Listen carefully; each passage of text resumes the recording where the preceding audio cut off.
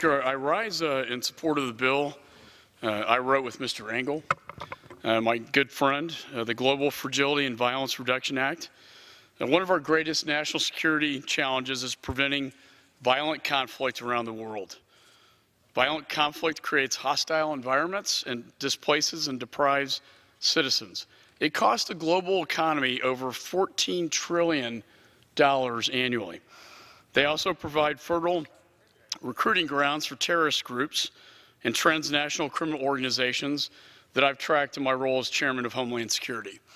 Often these environments thrive in states that are fragile, where the government loses legitimacy in the eyes of its own people and ultimately unable to govern.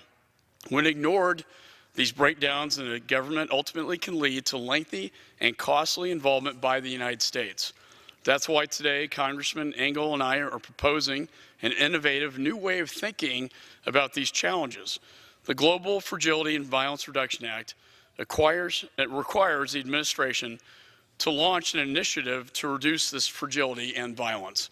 This will guide our efforts to reduce violent conflict and help fragile states down a path towards stability. This bill also requires the Department of State, in coordination with USAID and the Department of Defense, to identify 10 countries or regions as a pilot program to start this new initiative. This initiative ensures local partnerships are at the core of any solution in order to deliver better long-term results. And since each fragile state is different, this initiative is flexible to address the causes of fragility.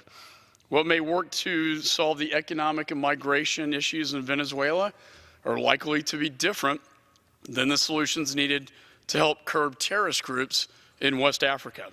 By integrating state, USAID, and DoD together and prioritizing, we are reshaping how we think about how we deliver aid and development resources to them from spiraling into chaos. I'd like to thank again the ranking member. I'd like to thank the Chairman Royce for his friendship, Mr. Poe, Mr. Smith, and I hope everybody will attend the Chairman's portrait unveiling at the National Archives this evening. Then with that, to Mr. Speaker, I yield back.